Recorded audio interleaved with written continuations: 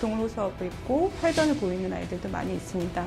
일부에서는 이제 콩팥 기능이 많이 손상이 돼서 용혈성 요독증후군의 증상을 보이고 있고,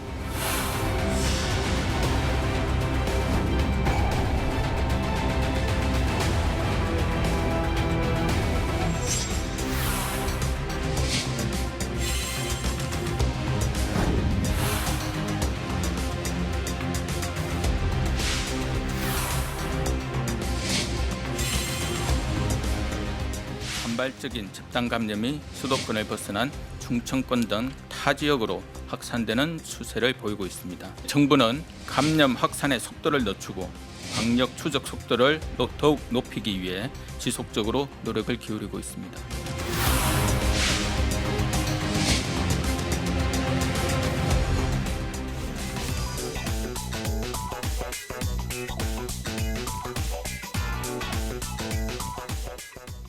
네, 안산의 한 유치원에서 대규모 식중독 환자가 발생했습니다. 이 중에 이른바 햄버거병 증세 어린이들이 있어서 많이들 놀라고 있습니다.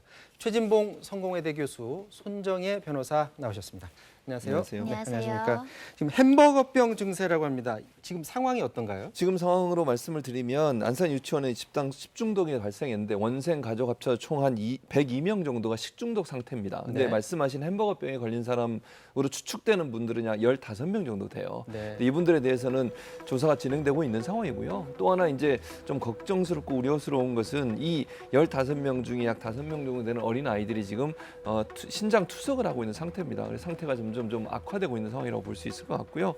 이제 문제가 되는 건 뭐냐면 이게 안산 유치원에서 식중독이 일부 원생에게 발생을 했는데 이 발생한 이후에 유치원에서 적극적으로 조치를 안 취한 부분에 대해서 이제 부모님들이 화가 나 있는 상태예요. 네. 그러니까 예를 들어서 아이들이 이상 증상이 있어서 부모님들이 유치원에 얘기를 했는데 그러면 등원을 금지시키고 더 이상 확산된 걸 막았어야 되는데 유치원이 그걸 막지 않아서 네. 가족들에게까지 전파가 됐다 아이고. 이렇게 주장이 되고 있는 상황이고요. 햄버거병은 다른 말로 하면 용혈성 요독 증후군이라고 부릅니다. 이 질병 같은 경우에는 어린 아이들이나 아니면 고령에 있는 분들이 많이 걸리는 걸로 알려지고 있어요. 일명 햄버거병이라고 불려진 이유는 미국의 오레곤주에서 그 익히지 않은 햄버거 패티라고 그러죠. 햄버거 안에 들어가는 고기에 그게 익히지 않은 걸 먹어서 이게 중독이 되는 것으로 알려지고 있는데 이게 이제 이 증세가 일어나면 신장 투석을 제가 말씀드렸는데 신장 투석을 평생 동안 할 수도 있는 위험성이 빠질 수도 있어요. 심할 경우에 심할 거죠? 경우에 그렇습니다. 그래서 이런 문제들 때문에 이게 과연 햄버거병이라고 하면 지금 현재 치료를 받고 있는 아이들이 이게 어디서 어떻게 감염됐는지 하는 부분이 좀 의문이 되는 상태고 현재까지는요. 그 유치원에서 활용하고 있는 음식 만드는 재료에 들어가는 것들 있지 않습니까? 예컨대 네. 뭐 도마라든지 뭐 칼이라든지 이런 데서는 전혀 지금 식중독균이 발견이 안 되고 있는 상태거든요. 이게 그러면 이제 결국에 이제 햄버거를 먹어 생긴 병은 절대 아니고 예, 그렇다면 만약에 이제 그 유치원에서 발생을 했다면 그 안에서 뭔가 원인이 있어야 될 텐데 원인 조사를 아직도 원인을 발견하지 못했나요? 아직은 밝혀내지 못했습니다. 조사를 하고 있는데 말씀드린 것처럼 이제 그 안에서 쓰는 음식 도구, 조리 도구에는 대장균이 전혀 검출이 안 된 상태예요.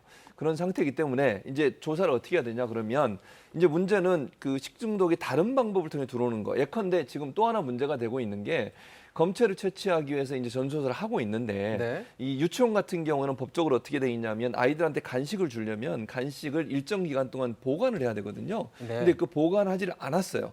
그럼 냉장고나 뭐 어떤 보관 장소가 따로 없다는 거예요? 따로 없다는 게 아니고 이걸 보관해야 나중에 채취를 해서 이게 문제가 있는지를 확인해 봐야 되잖아요. 근데 다 폐기를 해버린 거예요. 없다, 하나도 남은 게 네, 없다. 남아 있는 게 없다는 거죠. 그러다 보니까 원인 파악이 지금 어려운 상황이 됐고 네. 또 하나 이제 방역 당국이나 이 문제를 파악하고 있는 당국 입장에서는 이게 혹시나 이건 혹시나입니다. 유치원 내에서 문제가 발생했을 가능성도 염두에 두고 있지만 외부에서 어떤 유치원생이 혹시나 감염돼서 내부로 들어와서 번졌을 가능성, 이 두 가지 가능성을 모두 다 지금 검토하고 있어서 아직까지는 원인 파악을 명확하게 말씀드릴 수 없지만 이 두 가지를 통해서 원인 파악을 하고 있다 이렇게 말씀드릴 수 있습니다. 자, 해당 보건소에서도 입장을 들어봤습니다. 한번 들어보도록 하겠습니다. 입장을 하기로는 이제 동시에 많은 아이들이 그 노출이 됐잖아요. 동시에 뭐 먹었으니까 뒤통수도 가지고 나오지 않았을까 추측을 하게 되는 거고 사람 간 접촉을 위해서 감염이 될 수도 있는데 그렇게 보기에는 너무 동시다발적으로 나오지 않았을까. 그걸 해도 그걸 만져서 그걸 입으로 넣었을 때 그 입을 통해서 제가 대사가 내려가야 되는데 그렇게 해서 단계적으로 가기에는 너무 빨리빨리 많은 수가 나오지 않았나. 네, 좀 더 자세히 짚어보면 이 일이 뭐 최근 하루 이틀 전에 생긴 게 아니라 좀 오래됐어요. 10일에 첫 환자가 발생했다고요? 그로부터 2주간이 지났다는 것이고요. 네. 2주간 제대로 된 조치가 되지 않아서 100명이 지금 감염되어 있다라고 하는 것인데 한 아이가 10일부터 이제 식중독 증상, 이제 설사 이런 거 증상을 보였다는 것이고 그 다음 날인 13, 14일부터 비슷한 또래의 언아들 사이에서 이런 증상들이 보였다는 겁니다. 그리고 그 다음에도 여러 명이 이런 증상 때문에 등원을 하지 못하다 보니까 보건소를 방문한 사람들도 있고요. 근데 보건소를 갔더니 비슷한 유치원에 다닌 아이들이 너무 집단적으로 아프다 보니까 원생 10명이 복통을 호소한다라고 신고가 접수돼서 이 사실이 알려졌다라는 것이고요. 대부분 설사 증세가 있었다라는 것이고 복통 증상이 있어서 병원에 입원했다라고 하고요. 폐쇄 명령, 유치원 이제 운영하지 말고 잠정적으로 조사를 하겠다라는 폐쇄 명령이 19일에서나 나타나는데 이렇게 집단 식중독이 발생한 문제가 음식이 보관되어 있지 않으면 원인을 찾기가 굉장히 어렵습니다. 앞서서도 말씀하셨던데. 그래서 정확한 원인을 찾기 어려울 뿐만 아니라 두 번째는 이렇게 다수의 집단적으로 감염되는 데 있어서는 일부 몇 명한테 동일한 증상이 나왔을 때 바로 즉각적으로 등원을 중단시키고 조사를 시켜야 되고요. 신고를 했어야 되는데 그 조치가 늦다 보니까 지금 100명까지 지금 환자들이 나오고 있는 상황입니다. 왜 바로 조치를 안 했는지는 지금 파악이 아직 안 됐나요? 안일하게 이제 대처했다라는 게 학부모들이 이제 공분을 사는 지점이고요. 정확하게 이제 말은 사과라는데 진정 어린 어떤 재발 방지 약속이라든가 원인을 찾는데 조금 부실하게 대처한 거 아니냐 이런 이야기를 하고 있고 특히 이렇게 이제 어린이집이나 유치원 같은 경우에는 이런 일이 발생할 수 있기 때문에 제공된 음식 아이들 점심을 먹잖아요. 그걸 네. 보존하게 되어 있고요. 144시간 의무 보존 규정이 있는데 이마저도 지키지 않았다는 것이고 나아가서는 현행 법제에 따라서 간식은 또 보존 의무가 없는데 지금 보존한 데 음식 중에 궁중 떡볶이가 있다라는 것이고요. 네, 지금 식단표가 나오네요. 궁중 떡볶이에는 보통 이제 고기가 들어가기 때문에 혹시 여기에 들어간 고기가 원인 아니냐 이런 추정은 가능하지만 그 고기가 현존하지 않기 때문에 여기에 균이 있었는지 여부가 확인되지 않는 상황이고요. 수박이나 찐감자, 군만두 등에서 이제 보존이 되지 않은 음식을 이제 그 음식으로 추려볼 수는 있겠지만 현재로서는 이후에 사건이 발견되고 나서의 여러 가지 이제 현장 조사를 했을 경우에 그 주방 식기 같은 데서는 균이 발견되지 않았다는 것이고요. 그런 음식일 가능성이 높은데 음식은 보관되어 있지 않은 상황입니다. 자, 지금 그 일부 어린이들이 신장 투석까지 받고 있다고 하는데 해당 어린이들 관련해서 지금 사진이 들어왔는데요. 지금 피해 어린이 가족이 제공한 사진입니다. 다리가 신장 투석 때문에 지금 퉁퉁 부어 있는 그런 모습들도 보이고요. 해당 어린이의 가족이 부모님한테 국민청원까지 올렸습니다.